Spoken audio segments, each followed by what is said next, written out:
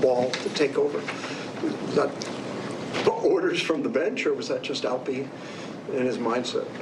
No, I think that's what kind of drew up on the last play. You want him to obviously get the last shot, but get downhill and make a decisive move. It wasn't his best move there, but he had good carryover into overtime. And we always talk about is if it's not going your way, whether it's an overtime, fourth quarter, one good quarter, whatever it may be, how you can still have a bounce back. And that's what he did. Big fourth quarter and overtime for him. And like you said, it wasn't going his way. It wasn't pretty early, but he stuck with it. And I think the group did in general, especially after giving up the late lead.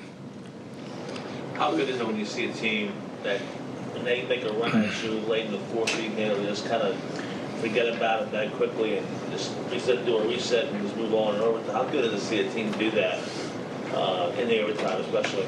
Yeah, it was back-to-back nights now. We did the same thing last night against Minnesota, where we had a late 5-point lead and kind of gave that away and then had to regroup and get ready for overtime. So that was a message today. It made it harder than it has to be, but let's finish it on a good note and bounce back like we did last night and put it behind us. And so felt like we got more stingy on defense there. Alpi woke up. Fred said to him, looked at his fake watch and said, well, thanks for showing up at 9:30, but he showed up, and that's good players do that, obviously, on a tough night. And so, tough stretch, getting in 2, 3, 4 in the morning, going to sleep, whatever, and having to bounce back and play another overtime game. So happy with that effort, and made it harder than it had to be, but 2 sweet wins on the road. What did you say about the team's resiliency when they pull that off? Say about who? The team's being able to show the kind of resiliency for your team. What to say about your team's makeup? Yeah, it's showing growth for sure.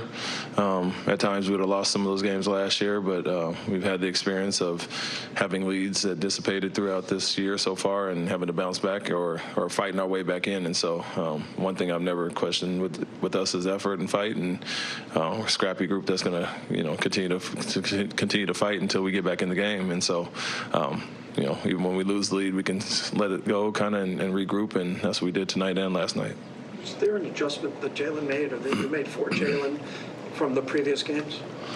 Yeah, we tried to get him going downhill a little bit more and to attack the basket, put him in some situations where he's not as reliant on jump shots, and some of those sets get him, with a head of steam. And so, but he came out aggressive and, made some of his first shots when they went under a few times, and guys set great screens and created space for him. But, as always, it's good to see some go in, and the more stops we can get out in transition, he was a recipient of that tonight.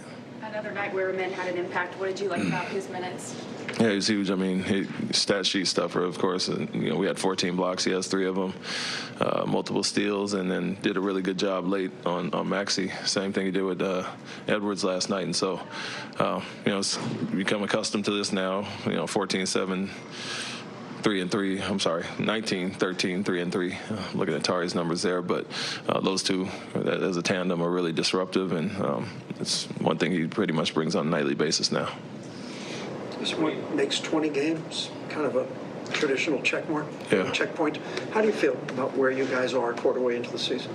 I feel we've improved in the last 10. We talked about after our first 10 games how we want to have another jump in improvement after in the next 10. And so good benchmark today, with a few days off, no game for 3 days. Now we can kind of rest up and mentally get away, physically heal up. And, like where we're at, I felt like we got better in these last 10 than the start of the season. So the key is always being consistent and continue to grow in that area, and I think we've taken steps as far as that. But as you saw with the late fouls and some of those things, we still got some room to grow. All right, thanks, everybody. Thank you. Thank you.